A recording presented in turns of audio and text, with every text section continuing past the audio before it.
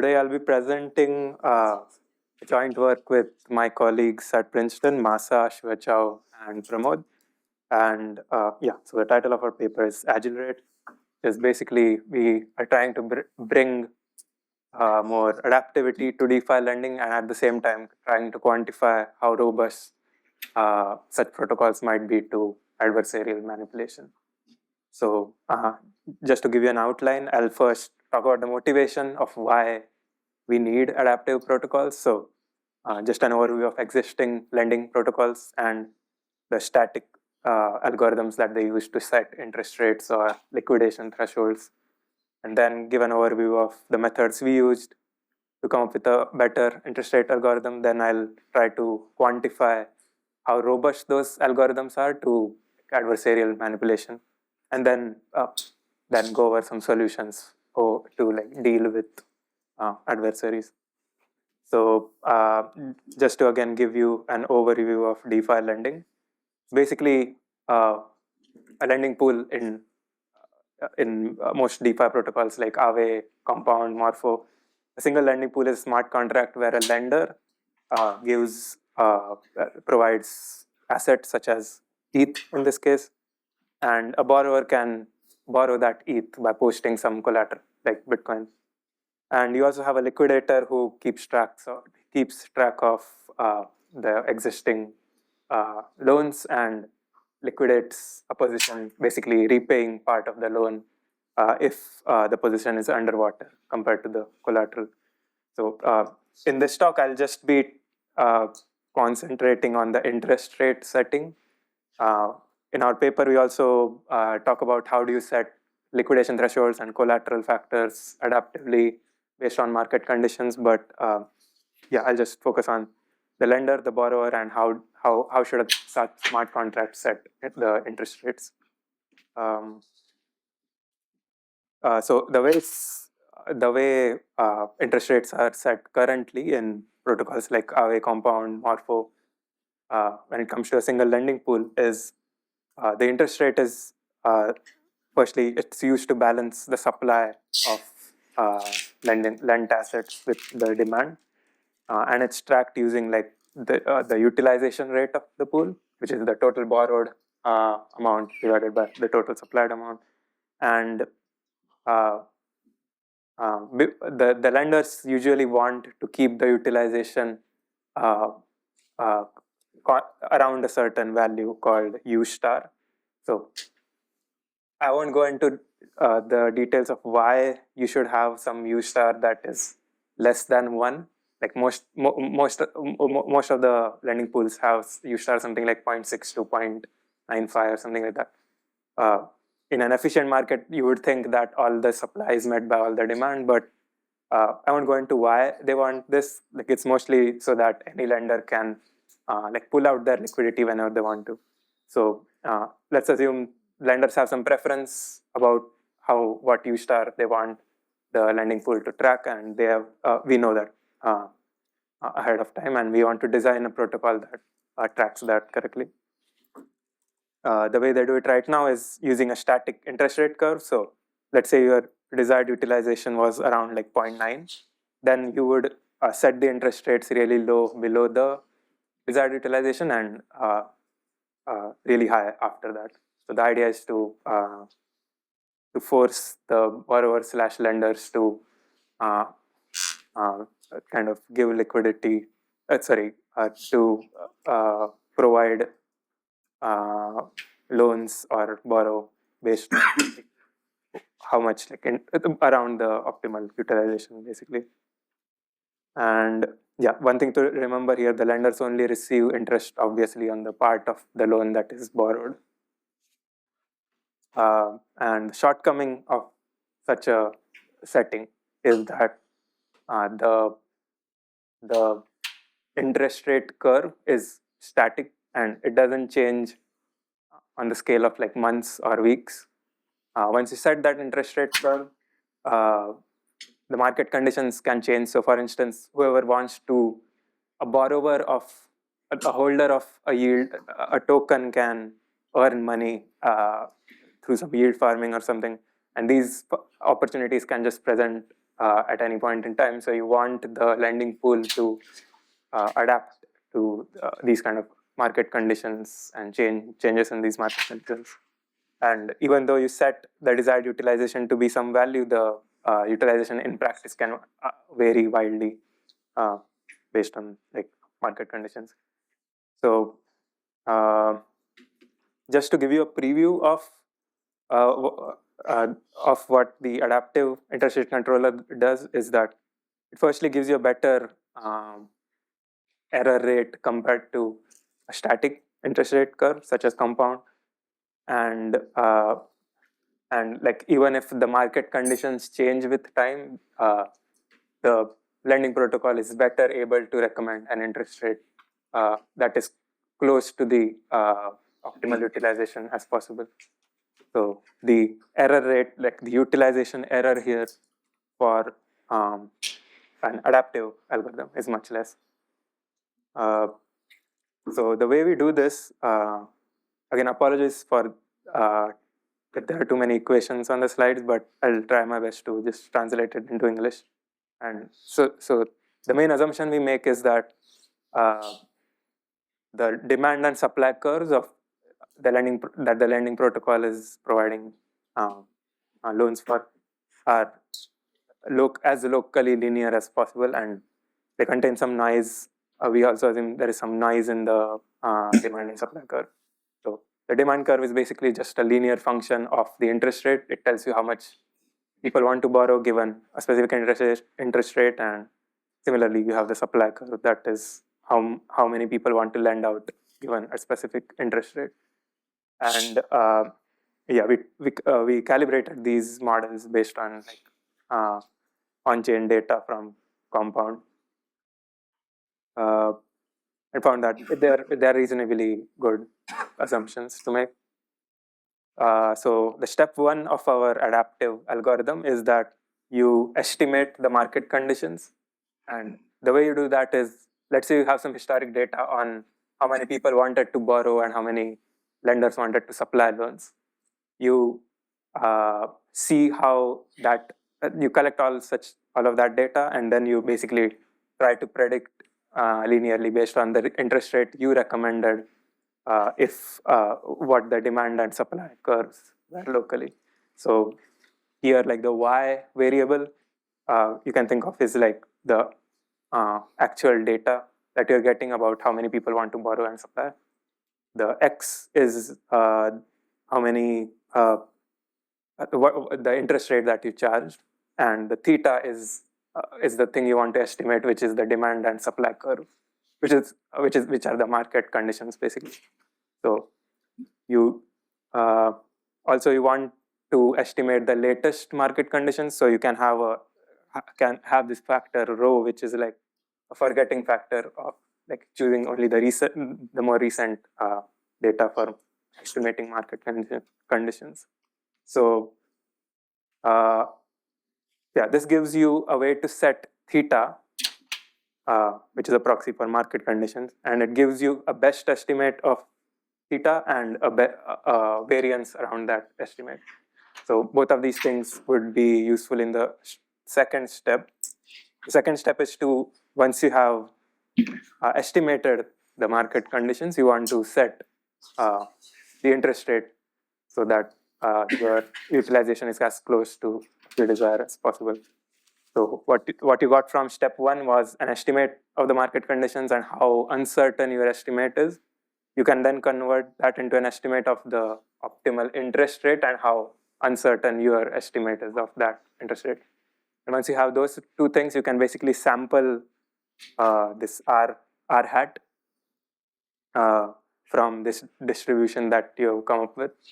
And this sampling basically just takes care of the exploitation dilemma that you have in online learning, which is that you want to balance between the knowledge you already have and being open to like new information.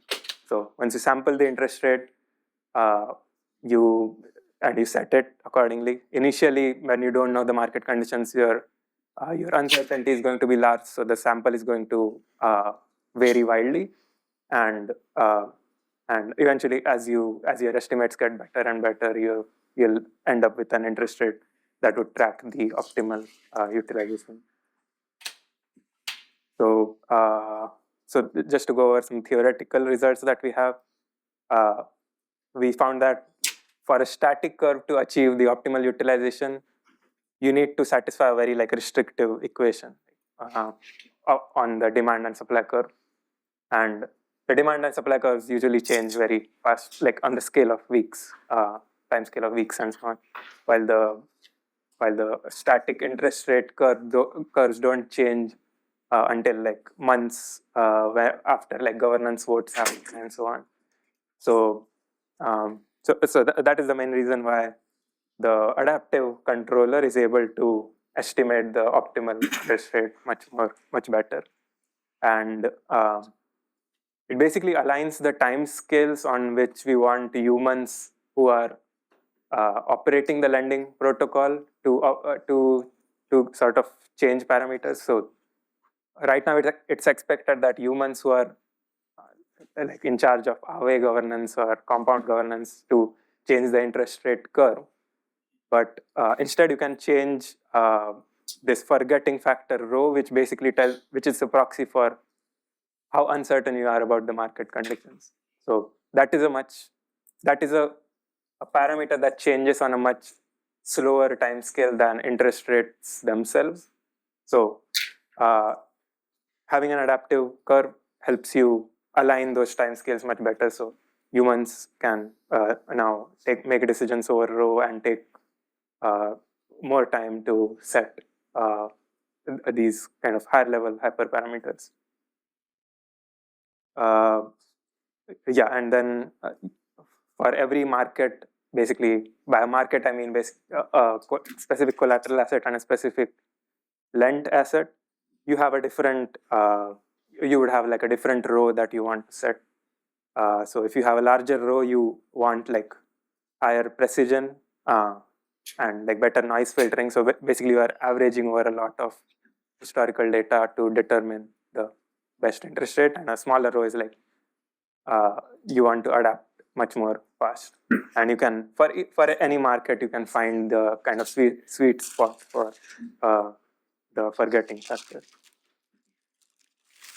And you can also make this process more adaptive. You have an idea, along with an idea of what your best estimate of the interest rate. You also have an idea of how bad your estimate is through the noise variance. You can use that as kind of a feedback for whether you want to increase your forgetting factor or decrease it. So if you have an adaptive forgetting factor, for instance, you can get an even better tracking of the optimal utilization. So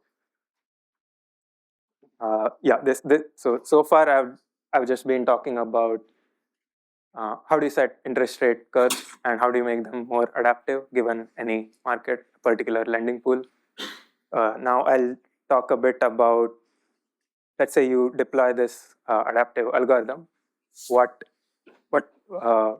can a strategic agent do to take advantage of the algorithm that you're using? So let's say you have a bunch of honest borrowers with some demand function that is decreasing with interest rate, and you have a strategic borrower with an atomic large demand and some maximum willingness to pay some specific interest rate. Now the way any adaptive protocol works is that initially they have an exploration phase where the algorithm is trying to gain information about how much demand there is for a particular asset versus the collateral. And then you have an exploitation phase where, okay, you have figured out the right interest rate and you're going to use that to set to achieve the optimal utilization. What the adversary can do is basically withhold their information in the exploration phase and then suddenly demand a lot of asset in the exploitation phase. in our protocol, like the exploration and exploitation phase aren't like strictly demarcated, but this is like a worst case adversary. Let's say the adversary perfectly knows when the protocol is getting information versus using information that's already there. So this kind of an adversary can make the protocol's interest rate deviate from what the actual optimal interest rate is. And we kind of have some theoretical results on what that deviation is in the case of adaptive protocols. And the takeaway from here is that the deviation depends inversely on the elasticity of the demand and supply market. So you have a demand curve, a supply curve, the slopes of those curves, the more the slope is, the less is an adversary able to manipulate the protocol. So that is the takeaway from this part. And one thing we tried, so there are like two solutions to deal with these kind of adaptive adversaries. Firstly, you can just change the algorithm to make it more robust, in the sense you can change the algorithm to filter out outlying trades, so that you filter out large borrow trades or large lend trades from what you think the market is going to behave like. And this works for a very stupid like adversary, in the sense if the adversary is not adaptive and is just borrowing or lending out of a specific distribution, and you can have like adversarial protection in that case. But there's still an open question of what do you do in the case of adaptive adversaries. The second solution, which I'm kind of working on right now, is you change the ecosystem of lending by introducing like yield tokens, which means that if you are a lender, you have lent to a pool, you should be able to tokenize that position and sell it on the market. And when you do that, you basically end up freezing your interest rate for a specific time period. And once you have a healthy yield token market, speculators can then use their own knowledge to maybe do some arbitrage between the yield derivative market and the existing the existing lending pool. What I'm currently working on is how can you design liquid markets for yield tokens. So yield tokens firstly are going to be very illiquid assets, in the sense you're going to need an AMM to buy or sell them. You can't rely on a order book, I think, because the number of people who have or the amount of assets who have lent to a specific lending pool with a specific collateral is going to be very less. So designing the right AMM that changes its curve over time in the right way can help create like a really liquid market for the yield tokens. And once you have that liquid market, you can build like fixed rate lending protocols on top of that. You can build like basically a borrower or a lender would be able to protect themselves from this kind of adversarial manipulations of the interest rates. That is currently like an open question, and I'd be happy to talk to anyone who has any ideas on this. So just to review, in this talk, I basically talked about how adaptive lending pools are better than static ones. In our paper, we also talk about not only the interest rate, but also how you set the collateral ratio to bring down liquidations. I tried to quantify what the robustness of such a protocol would depend on. And we found that adaptive pools are manipulable, and if you have a reactive demand-supply market, in the sense more elastic demand and supply curves for the lending pools, then those markets are more robust. How do you make how do you create such elastic markets? Maybe one way is algorithms, that you keep you change your algorithm to kind of filter out for adversaries, but that becomes like a cat and mouse game where you have to keep up with what the adversaries are doing in the latest like iteration. But maybe a more sustainable solution might be to have a healthy yield derivative market that elicits like existing speculators to realign interest rates and like make the demand and supply more elastic that way. So yeah, so I think that's all that I had for this talk. Thanks a lot for listening.